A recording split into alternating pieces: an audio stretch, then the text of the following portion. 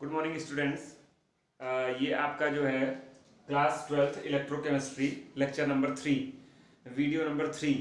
दो videos already uploaded किए जा चुके हैं, ठीक है। तो ये आपका तीसरा वीडियो है। किस पर?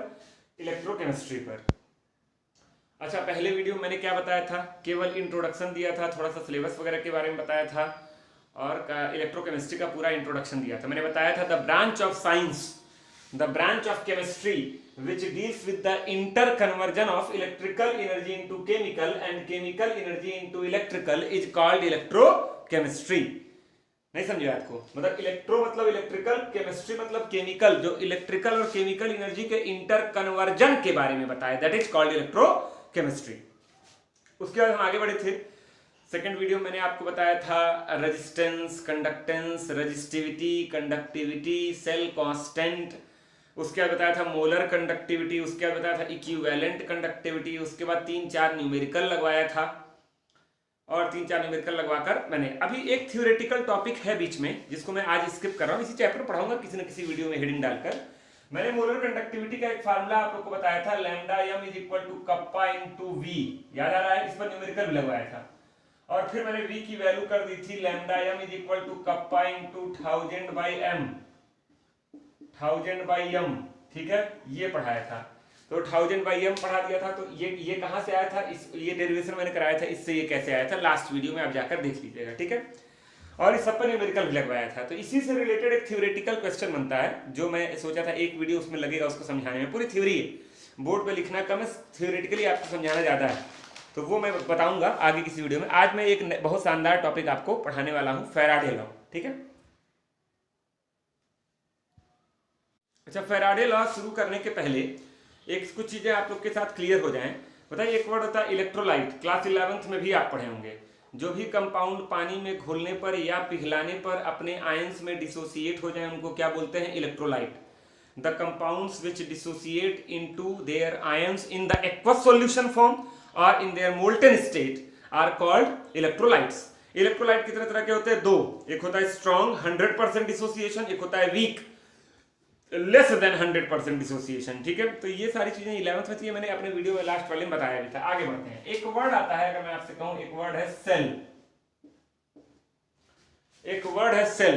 What do you mean by cell? Cell का आप बहुत मतलब निकाल सकते हैं। मैं आपको एक सिंपल सा मतलब बता रहा हूं, बर्तन।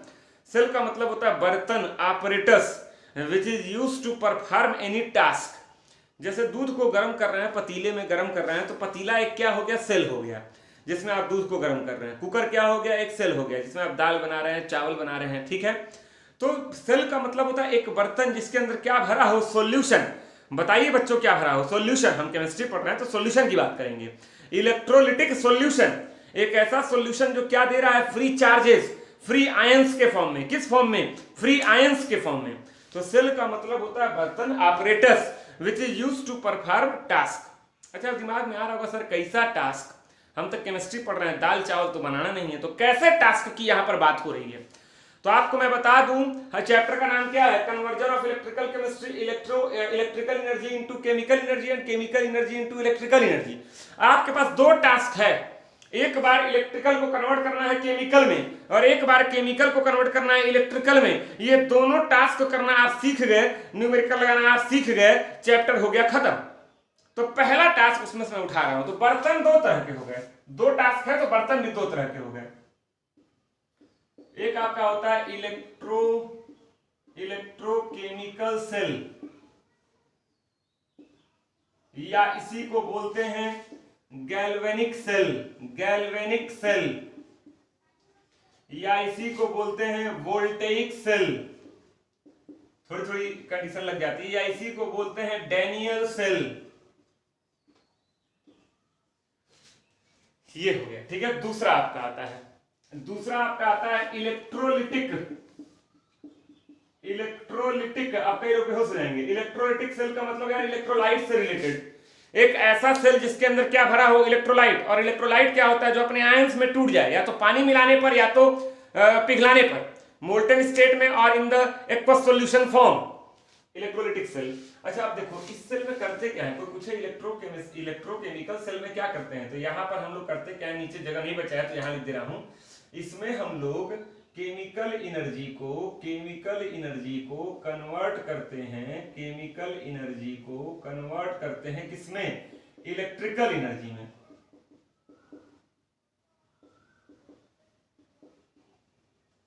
The apparatus which is used to convert chemical energy into electrical energy, that apparatus is called electrochemical cell।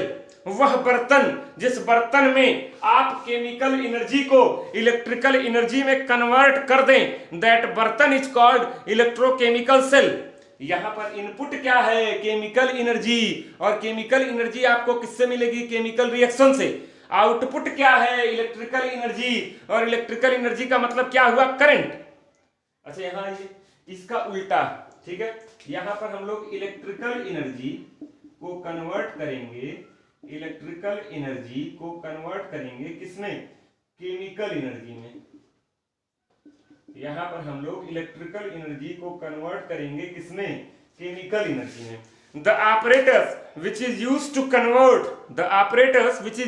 convert electrical energy into chemical energy is called electrolytic cell, and the process is called electrolysis।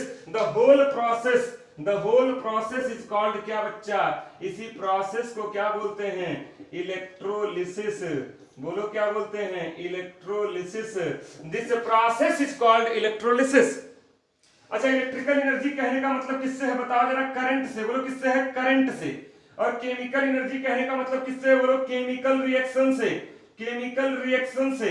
तो याद रखो, अगर current की मदद से तुमने chemical reaction perform करा दिया तो ये काम तुम जिस बर्तन में कराओगे, that is called electrolytic cell, and the whole process is called electrolysis. पढ़े होंगे आप 9th में भी 10th में भी। और जिस बर्तन में आपने केमिकल रिएक्शन को कन्वर्ट कर दिया किसमें? करंट में, दैट बर्तन इज कॉल्ड इलेक्ट्रोकेमिकल सेल। हमको दोनों बारी बारी से पढ़ना है, दोनों पर न्यूमेरिकल भी बनते हैं, दोनों पर थ्योरी भी बनती है, दोनों पर क्वेश्चन बोर्ड में आते हैं। कई बार केवल इससे आते हैं, कई बार केवल इससे आते हैं, कई बार दोनों से मिक्स आते हैं, तो आप ये नहीं कह सकते हैं कौन ज्यादा इंपॉर्टेंट। तो पहले मैं आपको ये पढ़ा रहा हूं, ये थोड़ा आपको आसान लगेगा, इलेक्ट्रोलिटिक सेल। तो आज के वीडियो में आपको पढ़ाऊंगा electrolytic cell that is related with electrolysis. तो ये पूरा नोट कर लीजिए। देखिए इलेक्ट्रोलिसिस तो आप पढ़े भी हैं, लेकिन फिर भी मैं आपको एक बार फिर से समझा रहा हूं इलेक्ट्रोलिटिक सेल को। मान लीजिए मैंने एक बर्तन ले लिया, बहुत ध्यान से देखिएगा, मैंने एक बर्तन ले लिया, ठीक है, और इस बर्तन में भर दिया किसी कंपाउंड का, किसी इलेक्ट्रोलाइट का एक्वस सॉल्यूशन, ठीक है, एक्वस सॉल्यूशन। अच्छा मान लो इसके अंदर भरा हुआ है एक्वस सॉल्यूशन ऑफ, देखिए लिख दे रहा हूं, aqueous solution of sodium chloride NaCl। मैंने इसमें भर दिया नमक पानी। बोलो क्या भर दिया? नमक पानी।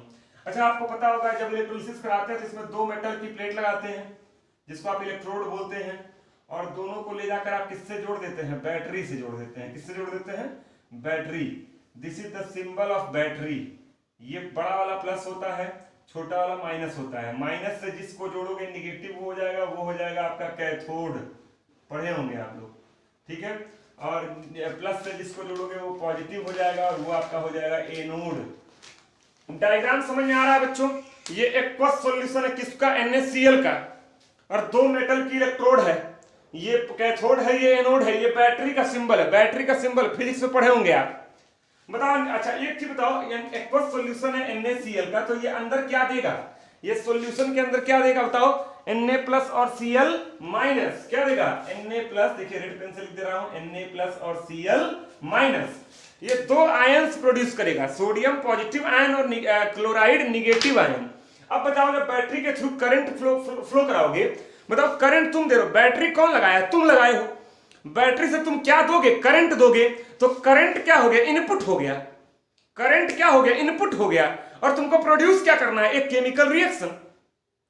मतलब with the help of electricity you have to perform a chemical reaction, and that apparatus in which this task is performed is called electrolytic cell, and the process is called electrolysis।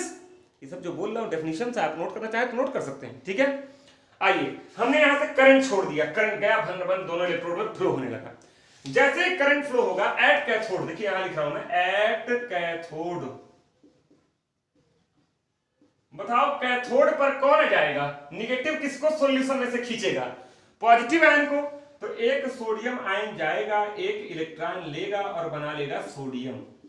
दूसरा sodium, ऐसे ही कई sodium जाएंगे और क्या बना लेंगे, sodium. ये जो सोडियम है ये क्या है, सॉलिड मेटल है, सॉलिड मेटल। अच्छा तो सॉलिड मेटल क्या होगा, डिपोजिट होगा, गैस थोड़ी ना है कि उड़ जाएगा, डिपोजिशन, डिपोजिटेड, डिपोजिटेड। यानी कैथोड पर, कैथोड निगेटिवली चार्ज है, वो पॉजिटिव आयन को अपने प्लेट की ओर खींचेगा और अपने प्लेट पर क्या कर लेगा, डिपोजिट कर लेगा। डिपोजिट मतलब यहीं चिपका लेगा, ऐसे चिपका लेगा। इलेक्ट्रॉन, कैथोड निगेटिवली चार्ज है, इलेक्ट्रॉन दे देकर, फ्री का इलेक्ट्रॉन दे देकर सारे पॉजिटिव आयन को एटम बनाकर चिपका लेगा, डिपोजिटेड। आइए एट एनोड, एनोड पर कौन सा चार्ज है, पॉजिटिव। ये किसको खींचेगा, निगेटिव वाले को। Cl माइनस जाएगा, एक Cl बनाएगा और एक इलेक्ट्रॉन देगा। दूसरा Cl माइनस जाएगा, एक Cl बनाएगा और एक इलेक्ट्रॉन देगा। और फिर दोनों Cl आपस में कंबाइन होकर क्या बना देंगे बच्चों, बताओ क्या बना लेंगे, Cl2 गैस। ये गैस है तो ये लिबरेट होगी, बोलो क्या होगी, लिबरेट होगी। ये गैस है तो लिबरेट होगी। यानी कैथोड पर मेटल का डिपोजिशन हो रहा है और एनोड पर गैस का लिबरेशन हो रहा है। कंपाउंड बदलोगे तो ये डिपोजिशन और लिबरेशन वाली गति भी बदलती रहेगी।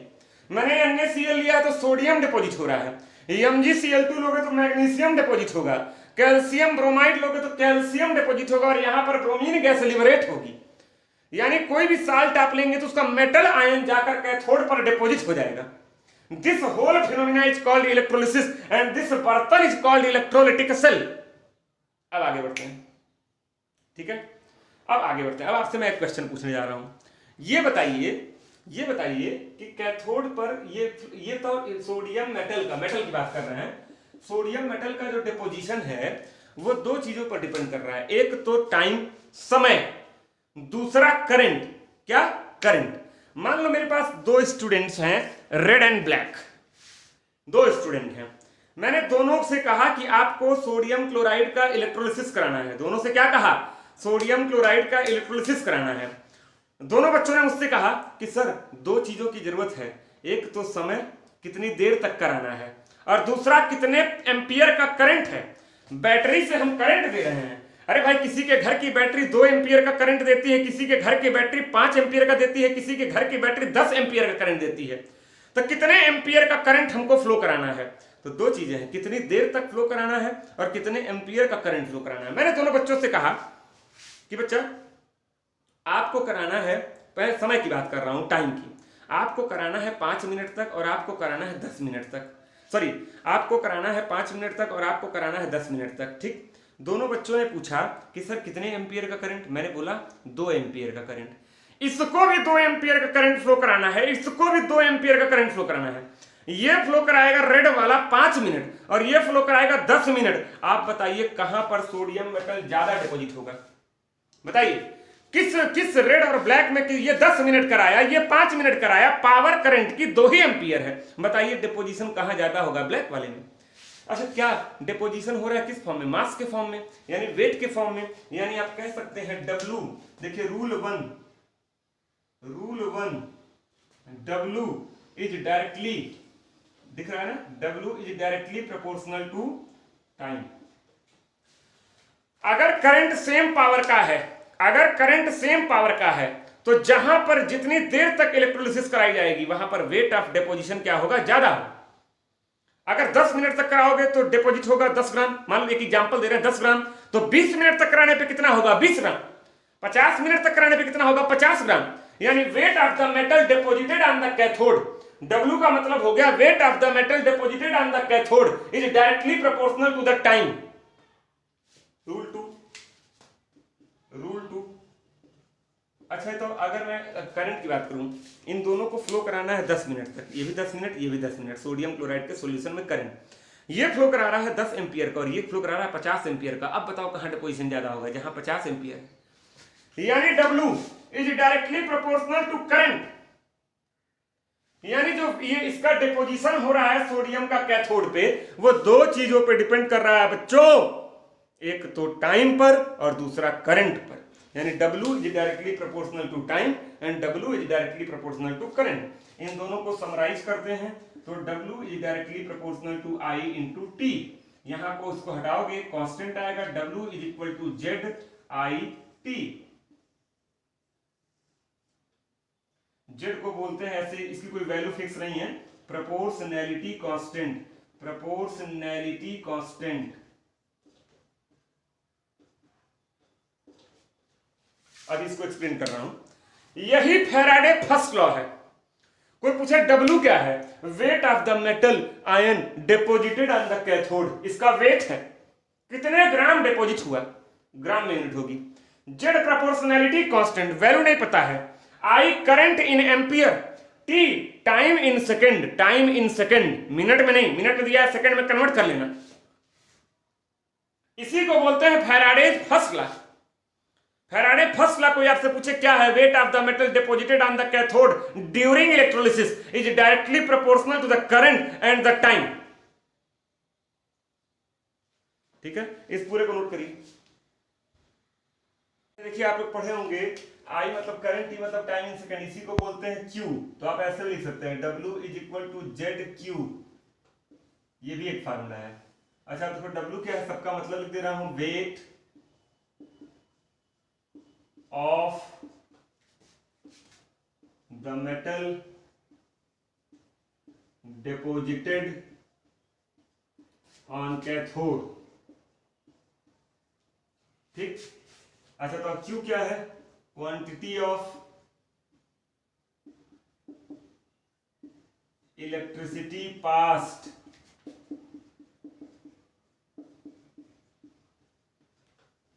चलो तो T क्या है, टाइम इन सेकेंड। चलो तो I क्या है, करंट इन एम्पियर। और एक चीज और रखना, Q इज इक्वल टू क्या होता है, I इंटू टी, कितने एम्पियर का करंट कितनी देर तक फ्लो कराए, दैट इज कॉल्ड Q। कितने एम्पियर का करंट कितनी देर तक फ्लो कराए, दैट इज कॉल्ड Q। इसी को बोलते हैं फैराडे फर्स्ट लॉ। क्या बोलते हैं बच्चा, फैराडेज फर्स्ट लॉ। अब स्टेटमेंट आप लिख लेंगे, स्टेटमेंट मैं नहीं लिख रहा हूं, मैं बोल दे रहा हूं, आपको नोट करना हो कर लो।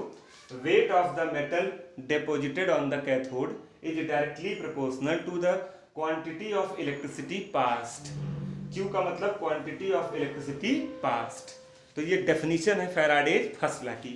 आप क्यू के टर्म में भी बोल सकते हैं, आप आई और टी के टर्म में भी बोल सकते हैं। W का मतलब weight of the substance deposited on the cathode is directly proportional to the current and the time, या weight of the substance deposited on the cathode is directly proportional to the quantity of electricity passed during electrolysis in the electrolytic cell. Current flow कराकर, अच्छा कई बच्चे कर रहे हैं sir chemical reaction कहां पर फार्म हुआ, ये बताओ। NaCl के सॉल्यूशन में तुम क्या फ्लो कराए थे, करंट। अरे इसके पहलवा जो डायग्राम बनाए थे भाई, क्या फ्लो कराए थे, करंट। अब करंट फ्लो कराकर तुमने इसको तोड़ दिया था, सोडियम चला गया कैथोड पे, क्लोरीन चला गया एनोड पे, क्या बन गया था, 2 सोडियम प्लस Cl2, ये कैथोड पर बच्चा और ये एनोड पर। हमने एक रेडॉक्स केमिकल रिएक्शन परफॉर्म करा दिया, it is a redox chemical reaction. हमने एक रेडॉक्स केमिकल रिएक्शन परफॉर्म करा दिया by flowing current, by using current. हमने करंट दिया और केमिकल रिएक्शन परफॉर्म हो गया कैथोड पर और एनोड पर, that's why it is called electrolytic cell. अब आते हैं फैराडे सेकंड लॉ पर, ठीक है, इसको आप नोट करिए, फिर फैराडे सेकंड लॉ पर आते हैं। ये फैराडे फर्स्ट लॉ है, ठीक है। देखिए फैराडे सेकंड लॉ जो है वो फैराडे सेकंड लॉ जो है वो फैराडे फर्स्ट लॉ का ही एप्लीकेशन है। इसका कोई स्टेटमेंट याद रखने की आपको जरूरत नहीं, कभी स्टेटमेंट नहीं आता है कि स्टेट फैराडे सेकंड लॉ। मैं आपको डायरेक्टली फैराडे सेकंड लॉ का क्या बता रहा हूं, आपको एप्लीकेशन बना रहा हूं, जिस पर न्यूमेरिकल बोर्ड में आता है। आप पिछले 10 साल का बोर्ड का पेपर उठाएंगे, 5 साल कम से कम ऐसे आपको मिलेंगे, मिनिमम 7 भी हो सकते हैं, 8 भी हो सकते हैं, लेकिन मिनिमम 5 साल आपको ऐसे मिलेंगे जिसमें फैराडे लॉ पर न्यूमेरिकल आया है और वो सेकंड लॉ के एप्लीकेशन से ही हो जाता है। अच्छा ऐसे ही आपसे पूछ रहा हूं, फर्स्ट लॉ से ही रिलेटेड है तो बहुत दूर नहीं जाना है आपको, फर्स्ट लॉ को पकड़ के चलिए। अच्छा तो ये देखो मैं लिख रहा हूं केस 1, कई केसेस मैं आपको बताऊंगा, केस 1, ठीक है। ये बताओ अगर कहीं पर लिखा हो Na+, मान लो दिया है केस 1 NaCl सॉल्यूशन, बोलो किसका सॉल्यूशन है, NaCl सॉल्यूशन। तो NaCl जब आयनाइज होगा तो क्या देगा, Na प्लस और Cl माइनस। मैं पॉजिटिव मेटल आयन की बात कर रहा हूं, गैस तो लिबरेट हो जाएगी। मैं पॉजिटिव मेटल आयन की बात कर रहा हूं, तो ये तो Na प्लस आयन को डिपोजिट होने के लिए कितना इलेक्ट्रॉन चाहिए, एक, और ये डिपोजिट हो गया Na में। ये क्या है, एक सोडियम आयन। ये क्या है, एक इलेक्ट्रॉन। ये क्या है, एक सोडियम एटम। एक आयन, एक इलेक्ट्रॉन, एक एटम। तो दो आयन, दो इलेक्ट्रॉन, दो एटम। 10 ion, 10 electron, 10 atom. तो एक mole ion is equal to एक mole electron is equal to 1 mole atom, 1 mole sodium. अच्छा, मोल कॉन्सेप्ट पढ़े हो, बताओ एक मोल सोडियम का वेट कितना होता है, 23 ग्राम। अरे भाई, मोल कॉन्सेप्ट आप पढ़े होंगे, किसी का भी एक मोल उसके एटॉमिक वेट के बराबर होता है इन ग्राम। तो इसका एटॉमिक मास होता है 23 U इन ग्राम। मोल की बात करेंगे, मोल फार्मूला लगाएंगे तो 23 ग्राम हो जाएगा। ठीक है। अच्छा, एक चीज बताओ तुम लोग, ये हो गया, तो ये तो एक mole electron. O my God, एक मोल इलेक्ट्रॉन। एक इलेक्ट्रॉन पे कितना चार्ज होता है, 1.6 into 10 to the power -19 coulomb. कई लोग कहेंगे सर माइनस लगा दीजिए आगे। अरे वो हमको ही पता है, 12th में पढ़ा रहे, जितना पता है माइनस लगेगा, लेकिन मैं न्यूमेरिकल वैल्यू की बात कर रहा हूँ। ये इलेक्ट्रॉन का चार्ज, और एक मोल में कितने इलेक्ट्रॉन होते हैं, 6.022 into 10 to the power 23 electron. E पर माइनस मतलब इलेक्ट्रॉन। इतना चार्ज होगा, एक इलेक्ट्रॉन पे इतना चार्ज है, और एक मोल में इतने इलेक्ट्रॉन है। यानी एक मोल इलेक्ट्रॉन अगर तुम ड्यूरिंग इलेक्ट्रोलिसिस फ्लो हुआ, मतलब इतना चार्ज फ्लो होगा, इतना चार्ज फ्लो होगा। ठीक है। अच्छा, ये तो एक मोल सोडियम का वेट कितना होगा, 23 gram is equal to 23 gram deposition of sodium. Deposition of sodium मतलब अगर सोडियम क्लोराइड का सॉल्यूशन है, या सोडियम ब्रोमाइड का सॉल्यूशन है, या ऐसा कोई भी सॉल्यूशन है जिसमें सोडियम आयन है, Na प्लस आयन है, तो तुमको इतना चार्ज फ्लो कराना पड़ेगा। इतना फ्लो कराओगे तो कितना ग्राम सोडियम डिपोजिट होगा, 23 ग्राम। कितना, 23। इसको मल्टीप्लाई करना तुम लोग घर पे जाके, तो लगभग आएगा 96,438 कूलम। इतना फ्लो कराओगे तो 23 ग्राम सोडियम डिपोजिट होगा। 23 ग्राम सोडियम डिपोजिटेड। मैथ ना लगाने लगना कि 98,438 बराबर 23। अबे इतना कूलम चार्ज फ्लो कराओगे तो इतना ग्राम डिपोजिट होगा। बीच में इक्वल टू का मतलब ये नहीं है कि मैथ लगा देंगे कि ये नंबर इस नंबर के बराबर होगा। यूनिट अलग अलग है, देखो ये कूलम है, ये ग्राम है। मतलब इतना चार्ज, इसको मल्टीप्लाई करोगे तो ये आएगा भाई, कर लेना। ठीक है। और इसी को बोलते हैं 1 फैराडे। क्या बोलते हैं बच्चा, कई देखो 438 है, तो किताबों में कई जगहों पे 96,500 कूलम लिखा रहेगा, 23 ग्राम। ठीक है। और इसी को बोलते हैं 1 फैराडे। क्या बोलते हैं, 1 फैराडे मतलब 23 ग्राम। मतलब सोडियम के किसी भी कंपाउंड के सॉल्यूशन में अगर तुम 1 फैराडे चार्ज फ्लो करा दोगे, 1 फैराडे चार्ज फ्लो करा दोगे, तो याद रखो 23 ग्राम सोडियम कैथोड पर डिपोजिट हो जाएगा। क्योंकि यहाँ एक था तो एक मोल तो एक मोल इलेक्ट्रॉन, मतलब इतना, एक इलेक्ट्रॉन पे इतना चार्ज, इतना एक मोल में होता है, मल्टीप्लाई किए इतना आ गया। 1 फैराडे यूनिट होती है Faraday. Faraday is the unit of charge. और ये हो गया आपका, एक मोल सोडियम का वेट होता है 23 ग्राम। मोल कॉन्सेप्ट से निकाले 23 ग्राम, मतलब इतना फैराडे फ्लो कराओगे 23 ग्राम डिपोजिट होगा। 1 फैराडे पे 23 ग्राम, तो 2 फैराडे पे 23 गुणे 2, 3 फैराडे पे 23 गुणे 3, 4 फैराडे पे 23 गुणे 4। अब आपको खुद से बनाना है, अगर सोडियम का एक्वस सॉल्यूशन दिया है तो। ठीक है, कोई दिक्कत यहां तक आए नहीं, नोट कर लीजिए। अच्छा, मैं आपको अभी न्यूमेरिकल लगा नहीं रहा हूं, अभी मैं केवल आपको प्रोसीजर सिखाने की कोशिश कर रहा हूं। मान लो कॉपर सल्फेट का सॉल्यूशन है, बताओ ये कॉपर पे कितना चार्ज आएगा, +2। अगर ये नहीं पता है तो फिर से जाओ 10th में एडमिशन कराओ, 10th पास हो गए फिर से 11th पढ़ो। कॉपर पे +2 और SO4 पे -2। अच्छा तो +2। अच्छा तो कॉपर +2 है, ये तो ये डिपोजिट होने के लिए कितना इलेक्ट्रॉन इसको चाहिए, 2। तो 2 इलेक्ट्रॉन ले लेगा और क्या बना लेगा, कॉपर। सही है। अच्छा, ये अगर 1 है, ये 2 है और ये 1 है, तो अगर मैं इसको 1 मोल ले लूं तो ये इसको, मतलब ये 1 मोल, तो ये कितना हो जाएगा, 2 मोल। अच्छा, ये कितना हो जाएगा, 1 मोल। अभी बताए थे 1 मोल इलेक्ट्रॉन पे चार्ज कितना होता है, 1 फैराडे। तो बताओ 2 मोल इलेक्ट्रॉन पे कितना चार्ज होगा, 2 फैराडे। 3 मोल पे कितना होगा, 3 फैराडे। 4 मोल पे कितना होगा, 4 फैराडे। n मोल पे कितना होगा, n फैराडे। तो 2 मोल है ना, देखिए दुगुना, 1 के बजाय दुगुना चाहिए, तो 2 फैराडे 2f। और ये कितना डिपोजिट करेगा, 1 मोल कॉपर। कॉपर का वेट 23 नहीं होता है, कॉपर का वेट होता है 63.5 ग्राम। अब क्या बच्चे करेंगे सर ये कैसे याद रहेगा? सही मायने में 12th के बच्चों को ये याद होना चाहिए, अंडर 30 तो याद ही होना चाहिए, 30 से ऊपर नहीं याद कर पा रहे हो, लेकिन नहीं कोई बात नहीं, बोर्ड के क्वेश्चन में दिया रहता है, आपको जब वही आदत है देख देख के करने की तो दिया रहेगा, निश्चिंत रहिए आप खुश, लेकिन याद कर लीजिए। तो 2 फैराडे अगर तुम फ्लो कराओगे कॉपर सल्फेट में तो 63.5 ग्राम डिपोजिट होगा, यानी 2 गुणे 96,500 कूलम्ब पर 63.5 ग्राम डिपोजिट होगा, 63.5 ग्राम डिपोजिट होगा, ठीक है। तो बताओ 1 कूलम्ब पर कितना होगा? 63.5 बटे 2 गुणे 96,500। बताओ क्यू कूलम्ब पे कितना होगा? क्यू कहां से आ गया? क्यू कहां से आ गया? इसके पहले वाले नहीं आया था। Q is the unit, sorry, coulomb is the unit of Q. Q का मतलब क्या है? Quantity of electricity passed. Q बराबर I इंटू टी होता है, तो Q कूलम्ब पे कितना होगा? Q से मल्टीप्लाई 63.5 बटे 2 गुणे 96,500 गुणे Q। ये पिछले वाले में भी कर सकते थे। अच्छा एक चीज बताओ, ये क्या है? वेट है, वेट है, वेट है, वेट है, यार ये जो वैल्यू निकल रही है ये ग्राम में निकलेगी बच्चा, और ग्राम में निकलेगा तो W होगा वेट। चलो बताओ ये क्या है? ऊपर जो लिखा है एटॉमिक मास, ये क्या है?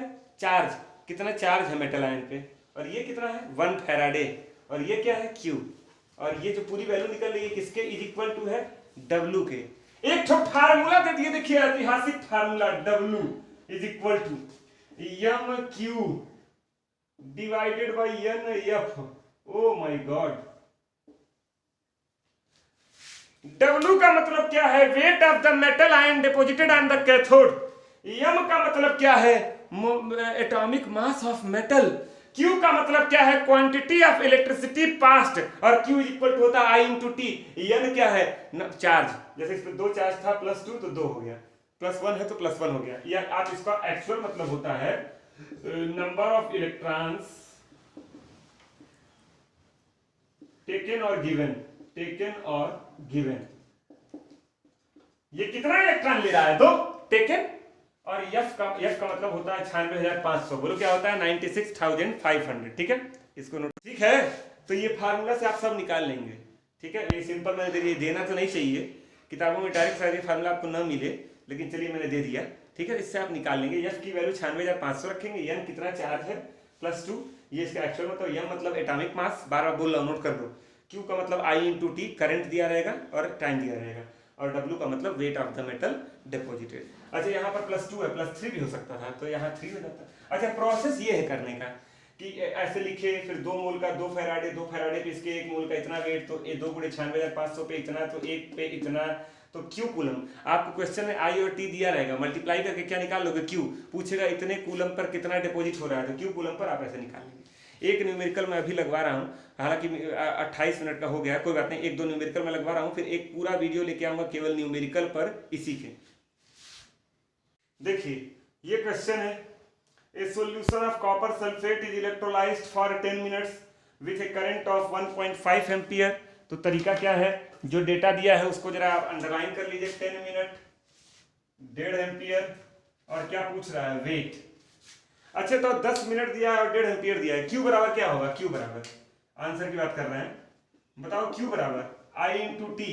I कितना दिया हुआ है? 1.5, और टाइम कितना दिया हुआ है? 600। कई लोग बेहोश, अब 1 मिनट में 60 सेकंड होते हैं, 10 मिनट में 10 गुणे 60, 600 सेकंड, सेकंड में कन्वर्ट कर लेना बच्चा, चाहे ठीक है, 700 सेकंड होगा, ये 1.5 एम्पियर हो गया, मल्टीप्लाई करो आ जाएगा 900 कूलम, ठीक। इस फार्मूले का इस्तेमाल कर सकते हो क्या डायरेक्ट? हाँ कर सकते हो। आओ, W is equal to, weight पूछ रहा है, M का मतलब एटॉमिक मास, क्वेश्चन में गिवन है रहेगा, मैं नहीं दिया हूं। कॉपर का एटॉमिक मास क्या होता है? 63.5, पूरे का नहीं लिखना है, केवल कॉपर पूछ रहा है ना कितना डिपोजिट हुआ, तो कॉपर का गुणे Q क्या है? Q क्या है? 900, और डिवाइडेड बाई N का मतलब चार्ज, कॉपर पे कितना चार्ज होता है? +2, तो 2 इंटू F का मतलब फैराडे, तो 96,500। आप एग्जैक्ट वैल्यू भी रख सकते हैं 96,438, ठीक है। इसको सॉल्व कर लोगे, आंसर आ जाएगा ग्राम में, जो भी आंसर आएगा ये आपका किसमें आएगा? ग्राम। इसको करने का एक तरीका और है, अगर आप ये फार्मूला नहीं यूज करते हैं तो आप बाकायदे निकालिए, जैसे कुछ देर पहले निकाल के मैं दिखा रहा था कि कॉपर +2 इलेक्ट्रॉन गिव्स कॉपर, ठीक है। तो 2 फैराडे बराबर 63.5, तो एक कूलम बराबर 63.5 बटे 2 गुणे 96,500, तो 900 कूलम बराबर 900 निकाले हो, 900 कूलम बराबर 900 से मल्टीप्लाई, यही चीज आएगा 63.5/2/96/500/900 यही आएगा। तो ये पूरा 100% ऑथेंटिक है। बोर्ड में आप इस फार्मूले को डायरेक्ट लगा के आंसर दीजिए, 1 इंच नंबर नहीं कटेगा, 1 आधा नंबर नहीं कटेगा। बोर्ड की कॉपियां हम लोग भी चेक करते हैं, तो जो आंसर स्कीम आती है उसमें सीधे सीधे दिया रहता है कि अगर ये ये निकाला है, डेटा सही पुट किया है और आंसर सही आया है तो पूरे में पूरा नंबर पाएगा। ठीक है, तो आप ये सॉल्व करेंगे तभी जब आप 900 निकालेंगे तो 1 नंबर आप वहां पा गए, फार्मूले पे 1 नंबर पा गए और फाइनल आंसर पे 1 नंबर पा गए। तो 30-32 मिनट का ये वीडियो ऑलरेडी हो चुका है। मेरे ख्याल से आप इसको पढ़ने और समझने में आपको 1 घंटा लग जाएगा। आप इसको पढ़िए, समझिए। अगले वीडियो में कोई नया टॉपिक नहीं पढ़ाऊंगा, केवल इस पर जो है 7-8 बेहतरीन क्वेश्चन लगवाऊंगा आपसे, क्योंकि बिना न्यूमेरिकल लगवाए कोई फायदा नहीं है। अगर न्यूमेरिकल नहीं लगवाए तो ये टॉपिक पढ़ने का क्या फायदा है। अभी आज ही 7-8 न्यूमेरिकल लगवाएंगे तो लगभग 70-80 मिनट का, लगभग 60-65 मिनट का वीडियो बन जाएगा और आपको ही देखने में, अपलोड करने में, डाउनलोड करने में दिक्कत होगी। ठीक है।